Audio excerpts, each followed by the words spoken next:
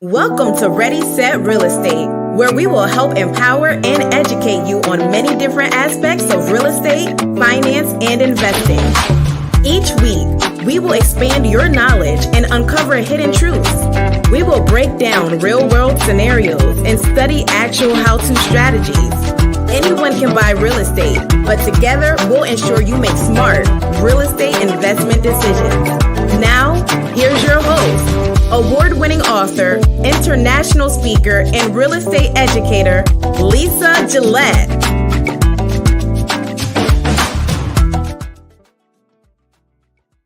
Happy Wednesday. Happy Wednesday. Okay, so shout out to Big Sis Media for the new intro. There's a new outro coming. I'm feeling really good. But since I am playing with a new mic today, of course, let me make sure sound and everything's all good. Let me just make sure that I'm good to go on the sound. If you are hearing me, definitely give me a thumbs up. Wednesday, happy. Okay. Oh, yes.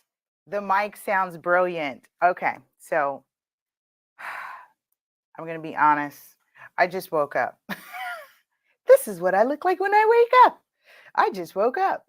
All right. Happy Wednesday, beautiful people, wherever you are on this still phenomenal planet. Yes, regardless of all the chat of the AI war and all the, the ugliness of it, it's still beautiful. So let's actively co-create something amazing. And as you can tell and hear, I am in great spirits. I trust that you are as well. We are in episode 208. Listen, we are doing phenomenal things on the show. I want to say shout out to those of you who are tuning in on a radio podcast, wherever that is, and helping us grow this platform. This has been such a voice for those of you who have those questions, who have shared with me intimately, and we're creating this space and place for us to both learn, again, as you heard on the intro, educate and empower. That is the goal of the show, to help you make an informed decision. It's about information and helping you make that informed decision. So we are going to be discussing, and I'm just going to do discussion style today. So this is nothing, no classroom style, no slides, no presentation, just a great discussion on what you've been hearing, right? Those misconceptions. I love and enjoy busting misconceptions. Today's show, let's consider it a myth buster today, because social media is there's just so much power in social media. And so I had a client, and this was very interesting, that she had shared with me about waiting until the market goes down. And so I've been encouraged to talk about it on today's show. So before I jump into that, let's do show disclaimers. Let's talk about your goal for second quarter. We are in May. Second quarter 2023. Write those goals down. Execute those goals. Shout out to my husband, who's achieved a major goal. Woohoo! Major goal. He's our newest licensee. I'm warming him up to get on the show and share his journey, because he's got quite a story to share. I am super proud of him. And so he called me on Saturday. He called me Saturday night. And he said, "Did you see it?" And I'm like, "What? What did I see?" It was like late. And he says, I'm your first agent." And I'm like, "What?" No, I jump on the Department of Real Estate website, and there he is. He's listed as an agent under our brokerage. So kudos to him for writing that goal down and executing that goal. Now, for most people, you pass the exam, you go through your background. A couple weeks later, they issue your license. For him, it was a little bit more involved, because he comes with a background from his adolescence. And so when you're applying for state licenses, they are going to scrutinize all what you've done and make a decision. And his review process was longer than most. So I will save the goodies for him when he gets on the show. I'm already priming, I'm already setting the stage. He will come and share his journey. So yes, so kudos to Kyle, my husband Kyle, for being a newly licensed real estate agent in 2023. Congratulations for executing that real estate goal. So here it is right here. Write it down. For those of you who've been working on your credit, write it down. What's the number? What are you trying to hit? For those of you who are looking to purchase your first property, work on saving that first $10,000 if you're in California. Of course, if you're somewhere else, $3,000 might suffice, $5,000 might suffice. California at minimum $10,000 to $25,000. Get your foot in the door, have some skin in the game. Work on that. If you're looking to improve your income or your earning power, write it down, right? What skills do you need to gain so that you can earn more money? Not only earning the more money, but when we're working with universal laws like law of magnetism, law of vibration, the laws of polarity, just to name a few, think of it in terms of what service, right? What are you offering the universe in exchange for the dollars? Some people exchange the hours for dollars, right? You go to work, you exchange your manual skills, your physical skills, whether it's manual labor. Those of you who are the critical thinkers and the problem solvers, you're being paid to solve that. What skill, right? What service are you exchanging for those dollars? And I've had someone ask me this in the past. Got this text. And thank you for those of you who are texting me. If you want to text me questions, 323-488-3265. You can drop a question. We'll have it on the show. Or you can submit your question at lasuperaagent.com. In fact, let me write that down. You can submit your questions at submit your questions at lasuperaagent.com. So you can submit your questions at lasuperaagent.com. And I'll answer them live on the show because someone might have the same question as well. So someone had asked me this question in terms of skills. 2023, now we've got this thing with AI.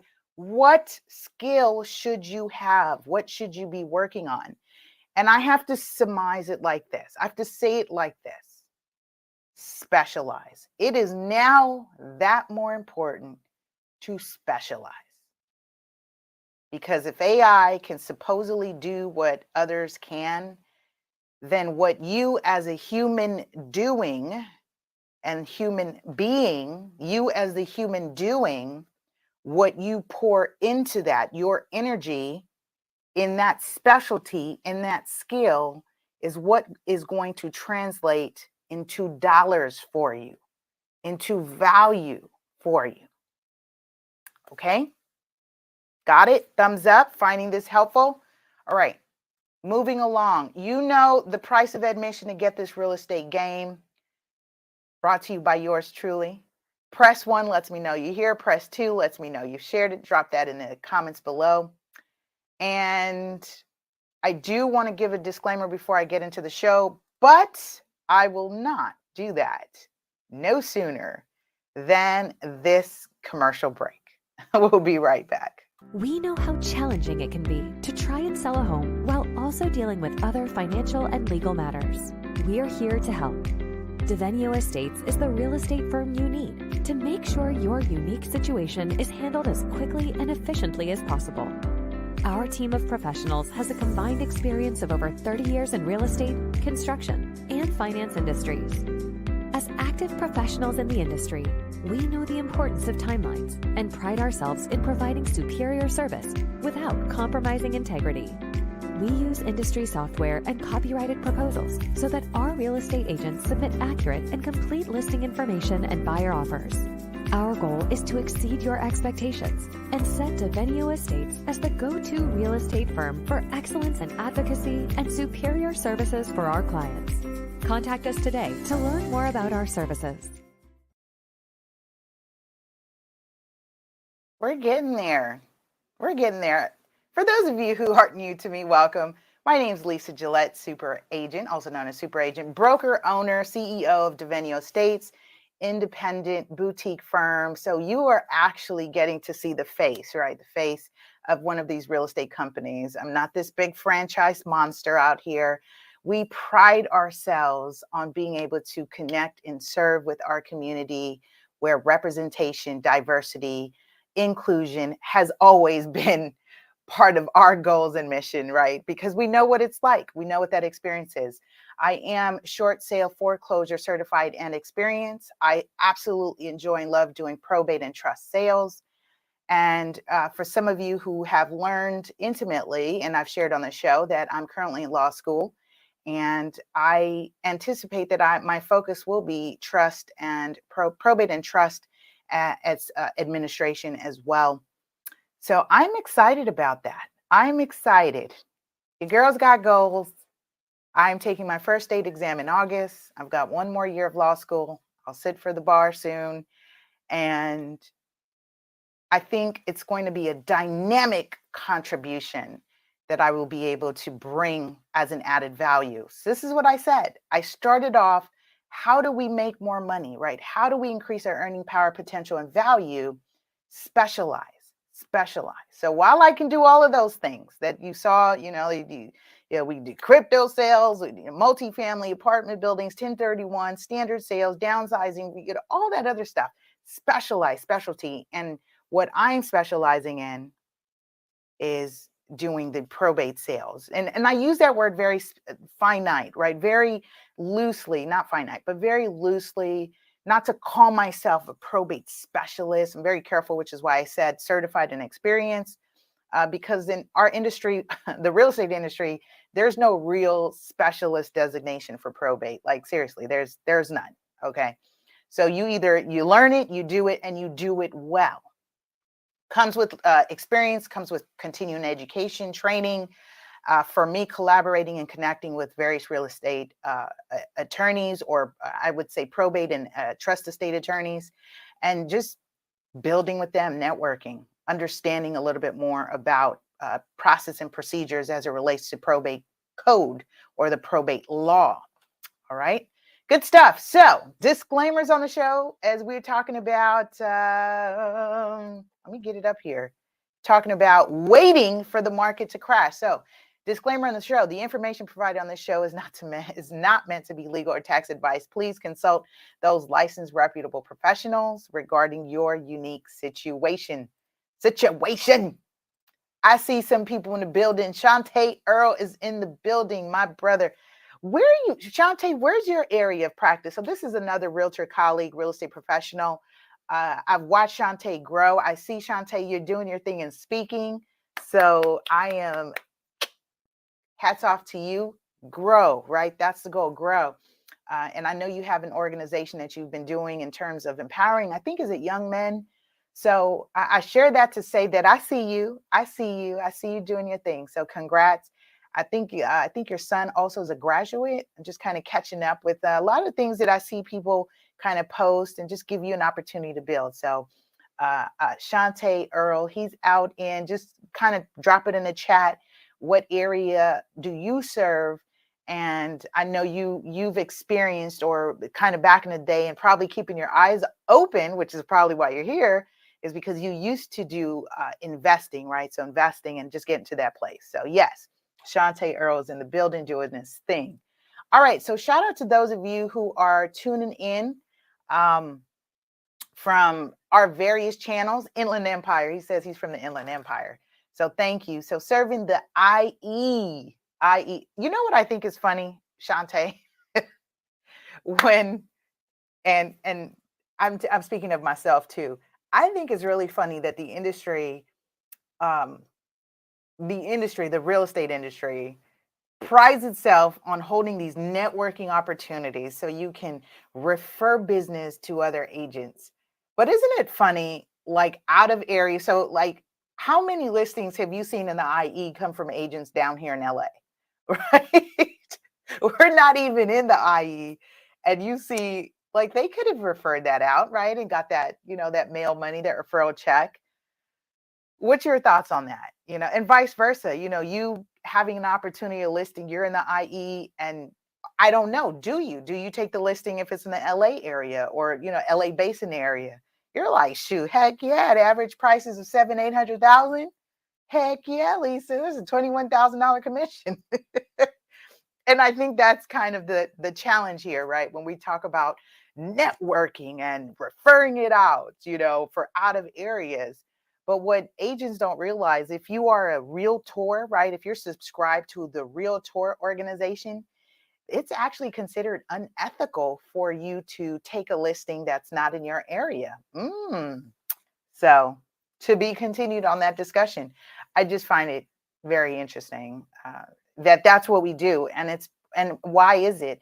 Is because the industry is driven by the top 20% of agents. While we have thousands, 10,000s of agents, not everyone is an active producer. So when you do have the opportunity to earn that commission, no matter where it is, right?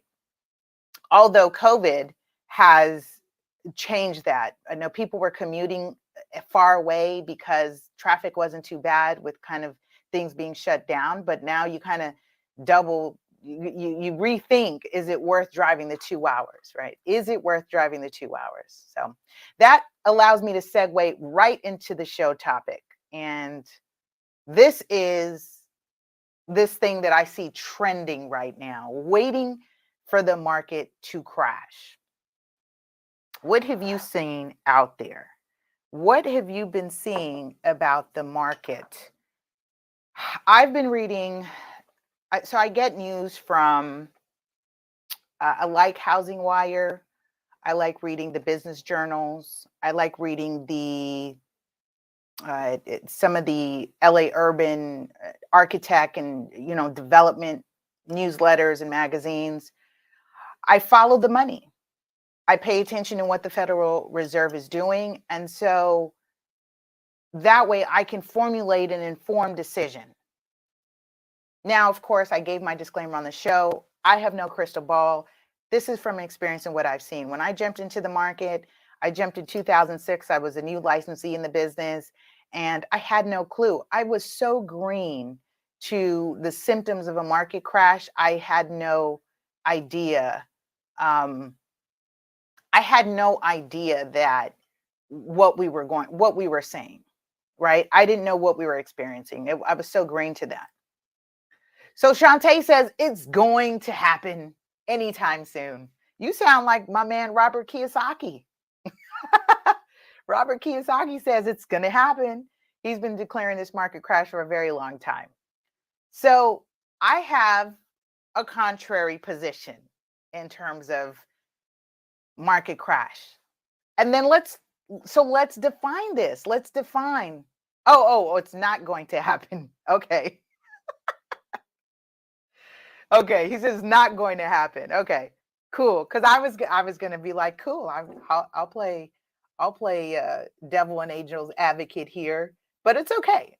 So if you are of the position like Robert Kiyosaki, I'll use him because he's been very vocal on Twitter for some time, as long as I've been following him on Twitter. Robert Kiyosaki is the author of Rich Dad, Poor Dad, What the Cash Flow Quadrant Game. I just bought his latest book, Shantae. I don't know if you had a chance to read his latest book. What is it? Let me Google. Second Chance? Is it Second Chance? Is it Robert? Okay, I'm Googling real quick. Second Chance by Robert Kiyosaki. So he talks about, he uses the lessons from the past and a brutal assessment. Okay, so Second Chance, and I haven't been able to jump into it. Melanie Peters in the building. She says, "Hi, Lisa." Shout out to you, Melanie. Thanks for joining the conversation. So haven't had a chance to read it, but I am reading, and I'm enjoying this read more so. And the latest book that I am reading is I've got to get it. Hold on, y'all. I have to share this book because I didn't know this book existed until I saw it on someone posted on the Nextdoor, and I was like, I've got to read this book because it was a time that I lived. These things were when I lived. So it's America Stone American Dream. Okay, so I'm going to find this book. Meanwhile, we have this discussion about it. I probably got to go. It's going to bother me now. Like, I have to get this book. I have to get this book. Where's my girl Leslie at? Leslie, where are you? Because I text you the book. What's the name of the book that I just text you? I'm going through. What is the name of this book? Because I would like for you to join me in reading it and hear what's your spin. Found it. Boom. I'm going to do a screen share. I'm going to do a screen share. Cool. So let me screen share it there. Cool. Here it is. Here's the book. Write this down. Home Wreckers. Home Wreckers. How a gang of Wall Street kingpins, hedge fund magnates, crooked banks, and vulture capitalists suckered millions out of their homes and demolished the American dream. Written by Aaron Glantz, Pulitzer Prize finalist, and he's a journalist.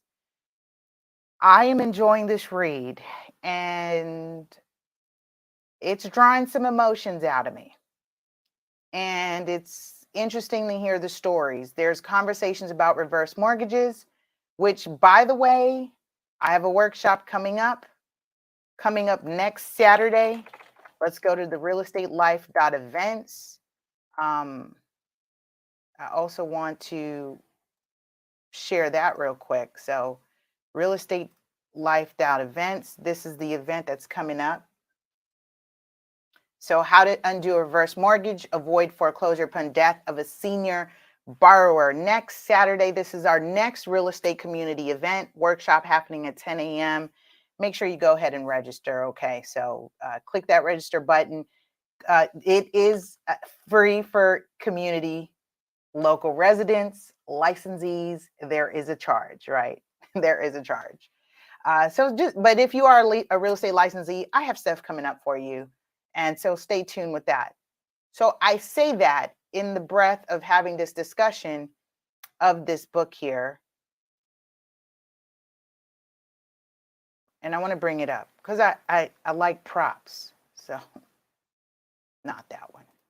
Share this one. I like props. Okay, cool.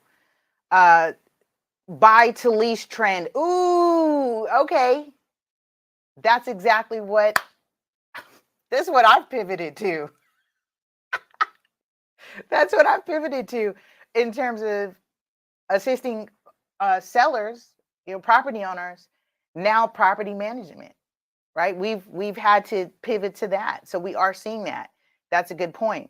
We are seeing the property management trend coming up. A lot of sellers saying, I'm going to hold off and see what the market does. In the meantime, let me offset some of these carrying costs being those of the housing expense, the mortgage, the insurance, utilities, maintenance, carrying costs. Let me offset that by putting a tenant in play. But Shantae, buy to lease trend.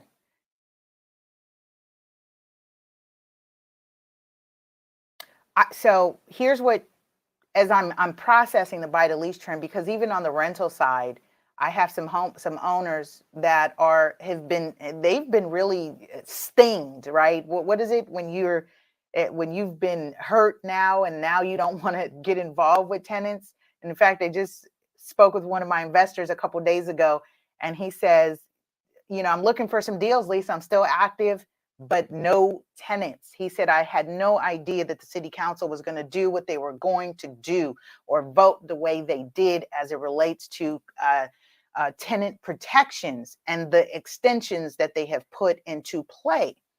And so that has really injured and harmed our investors, who are the ones that usually have the funds to come and rehab those properties and make them available for the first time or the owner occupant market, the nonprofit market, those who are purchasing for housing, right?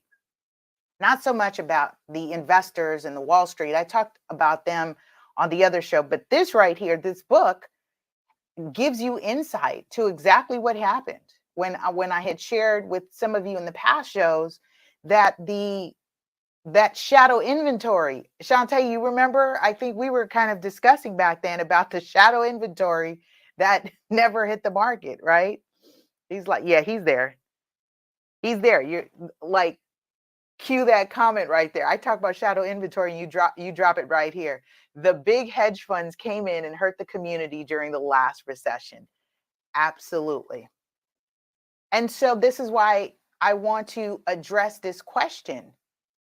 This is exactly why I want to address this point of waiting for the market to crash that you hear trending in on social media. Let's visit what the Federal Reserve just did with these latest banks and what they said. The Federal Reserve, and I was paying attention. So U.S. Bank, by the way, if you bank with U.S. Bank, it's one of our banks that we bank with, has bought over and is taking over Union Bank. And I looked at the history of Union Bank during World War II. Of course, the Japanese experienced, unfortunately, the encampments here in U.S. on U.S. territory. And a lot of their homes and businesses were taken from them, Union Bank was created in an effort to bring back the Japanese community and help them, restabilize, get stable again, business loans, home loans, and banking and so forth. So after 100 years, it's been very quiet kept that U.S. has now bought over Union Bank. So you'll see Union Bank disappear at the end of this month. So as I'm watching these movements with the banking industry, I'm paying attention to how the top of that crop, the Federal Reserve and the American Bankers Association is responding to what is happening in the financial sectors, because we have different habits than we have a couple years ago. Now that we've experienced that recession to the degree that we have, some people don't put all their monies in the bank. How many of you have mattress money? Right? It's to a degree that you are using the banking system for very limited purposes. It's not back in the day where you have that relationship. What did we also see with the Federal Reserve during this banking collapse of these 3 to 4 banks that had quite an influence, and the Federal Reserve had to step in. Why? Because they will not allow the U.S. economy. This is a capitalistic structure. They are not going to allow them to tank. No, not going to happen. In fact, they said that, not going to happen. We jumped in and they made an exception, which is now questionable as to whether smaller banks would receive the same treatment in terms of protecting those deposits and guaranteeing those deposits beyond the $250,000 that are offered to all banks, right? Or participating banks, the FDIC. Let's marinate on that for a little bit. You're saying to me, you're watching these trends and people saying, I'm going to wait for the market to crash because it's going to happen real soon. No, you know what's happening right now? There's a new form of currency that is coming to be prevalent because the goal of mortgages, loans, and Wall Street is to what? What is the goal? Make more money? Yes. What's the bigger goal? What is the bigger goal? In my opinion, I'm open to hearing yours as well.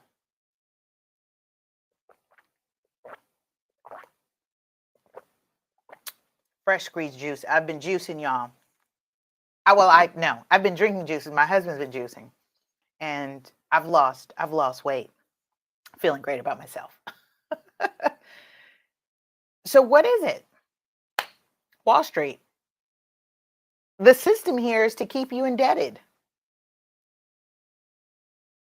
So if they are working, and I'm paying attention to these bills that it relates to mortgages and cryptocurrency.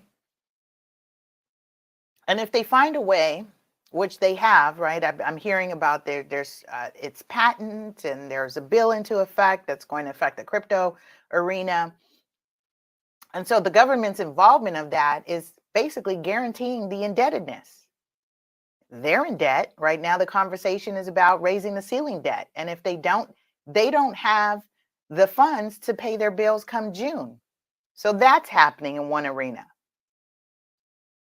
Now, on the commercial sector, on the commercial side, for those of you who have been paying attention to more for leases going up, more for sale available going up in your town, on the commercial side, the retail stores, the warehouses, the commercial, in the commercial space, in the commercial sector, this is by 2025, there's about like $1 trillion of loans that are coming due. They've got balloon payments that are coming due. And given that commercial has not been performing all that swell, evidenced by the fact that COVID and the moratorium has shut down a lot of businesses, 37% of businesses did not return after this pandemic. 37% of businesses did not return. So that is affecting the commercial sector. That is a loss of revenue and income to pay those bills. What are we seeing enacted? The rezoning of the hotels, of the office buildings for what? Housing. The money is in housing right now. I just joined an app because I've got a client, and one of our rental properties, we're doing a rooms for rent. And so I'm utilizing an app, and there are a lot of people that need a place to live, rooms for rent. You know, people are facing times up and being told that the property owners are now selling the property. They've got to move. They've been given relocation. Some have, some haven't. So you see a lot of disruption happening in housing. So pay attention to that arena.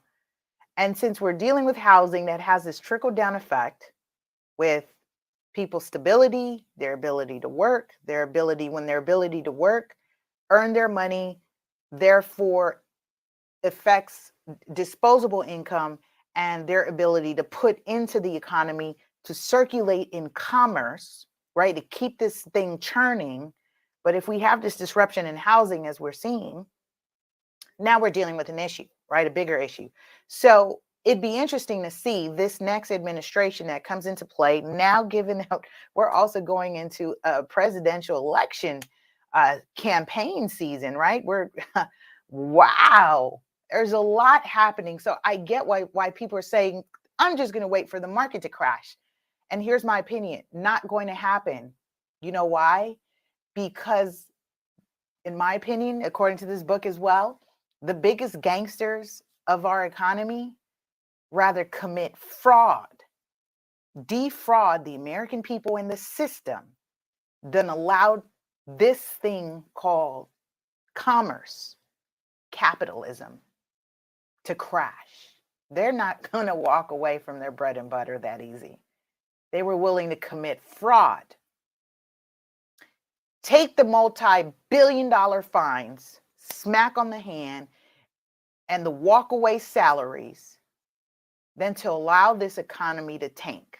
They showed you that already. So why are you thinking it's going to crash? They showed you they were willing to commit a crime than to let this thing self-correct.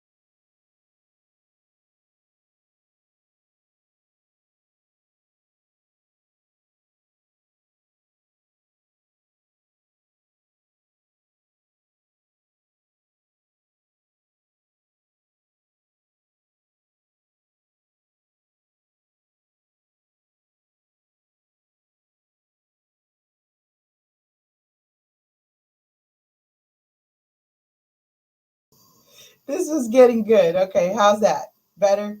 Thanks, Shantae. This was getting good.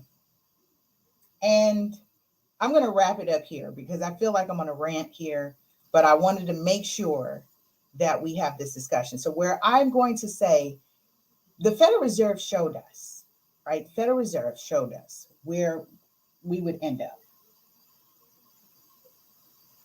This is getting good. Okay, how's that? Better? Okay. The Federal Reserve was showing us where we ultimately are going to end up with any market corrections. No surprise. There's no surprise that they will jump in. They've put in a plan into play based on what needed to be learned or based on what was learned from 2008. Based on that. Really? I have no sound? Are going to end up. No, it's there. Melanie, it's there. Okay. In any case, so I'll sign off here. Sound or no sound, I'm going to conclude here and wrap up the show today. Thank you for tuning in. Thank you for joining the conversation. If you know someone who's been talking about they're going to wait for the market to crash, here's what they need to do instead. Get you right. Get your finances right. Get specialized. Focus on your earning potential and be diligent in your goals and executing those goals because the market's going to do what it's going to do. Let me remind you here, as we're adjusting to recession, progression, depression, there are some people that don't experience these things. Are you going to be one of them? Is your family going to be one of those groups of people that will continue to progress regardless of what is happening in the economy?